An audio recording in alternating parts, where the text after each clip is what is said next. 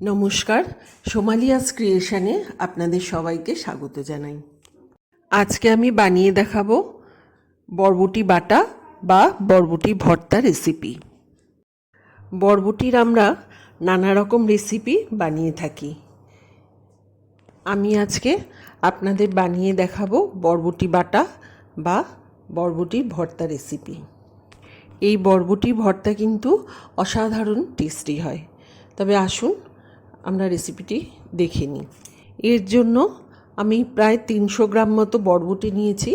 এটা দুটো সাইড ফেলে নিয়ে ছোটো ছোটো টুকরো করে কেটে নিয়েছি। খুব ভালো করে ধুয়ে নিয়ে এবার আমি একটা কড়াইতে গরম জল বসিয়ে তাতে কিছুটা নুন দিয়ে বরবটিটা দিয়ে দিলাম। এটা আমি অল্প ভাপিয়ে নেব। জলটা ফুটে উঠেছে, এই পর্যায়ে আমি নামিয়ে নিচ্ছি। পুরোপুরি সেদ্ধ হবে না, এই পর্যায়ে আমি এই বরবটিগুলো নামিয়ে নিলাম। একটু ঠান্ডা করে নিয়ে এবার আমি এই বরবটিগুলো মিক্সিতে পেস্ট করে নেব। আমার পেস্ট করা হয়ে গেছে, দেখুন। এখন আমি একটা ফ্রাইং প্যান নিয়ে তাতে 2 টেবিল চামচ সর্ষের তেল দিয়ে দিলাম।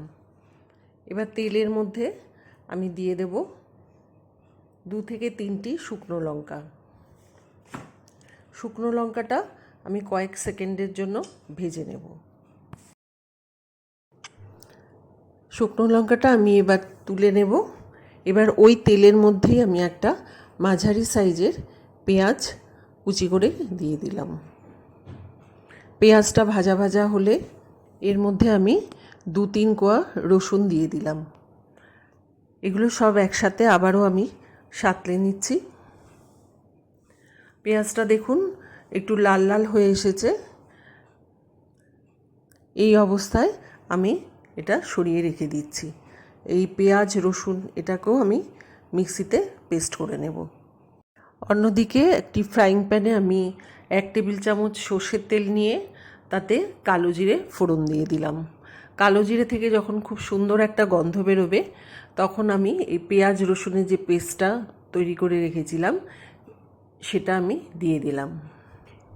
ওটা সামান্য ভেজে নিয়ে এর মধ্যে আমি বরবটি বাটাটা দিয়ে দিচ্ছি। সব কিছু একসাথে খুব সুন্দর করে মিশিয়ে নিচ্ছি। এবার এতে দিয়ে দিচ্ছি অল্প হলুদ গুঁড়ো। হলুদ গুঁড়োটা মিশিয়ে নিয়ে এখন আমি দিয়ে দেব নুন। নুনটা আমি আগে সেদ্ধ করার সময় অল্প দিয়েছিলাম, এখন আবারও দিয়ে দিলাম নুন। আর দিয়ে দেব সামান্য চিনি। এগুলো দিয়ে সব কিছু খুব ভালোভাবে কষিয়ে নিচ্ছি। যারা বরবটি খেতে ভালোবাসেন না তারাও কিন্তু এইভাবে যদি বরবটি ভর্তা বা বরবটি বাটা তাদের দেওয়া যায়, খুশি মনে কিন্তু তারাও খাবে। এখন যে শুকনো লঙ্কাগুলো আমি আগে ভেজে তুলে রেখেছিলাম সেগুলো একটু হাতের সাহায্যে ভেঙে ভেঙে নিচ্ছি। এটা আমি ওই বরবটি বাটার উপর আমি দিয়ে দিলাম। এটা আরেকটু কষিয়ে নিচ্ছি। দেখুন আমার কড়াই থেকে কিন্তু এটা ছেড়ে ছেড়ে আসছে। আর কিছুক্ষণ বাদে আমি এটা নামিয়ে নেব। আপনারা গরম গরম ভাতের সাথে এই বরবটি ভর্তা খেয়ে দেখবেন, অসাধারণ লাগে। আমার ভর্তা তৈরি হয়ে গেছে। আমার রেসিপিটি যদি ভালো লাগে তাহলে একটা লাইক ও শেয়ার করতে ভুলবেন না। আর আমার চ্যানেল সোমালিয়াস ক্রিয়েশনকে সাবস্ক্রাইব করার জন্য অনুরোধ রইল।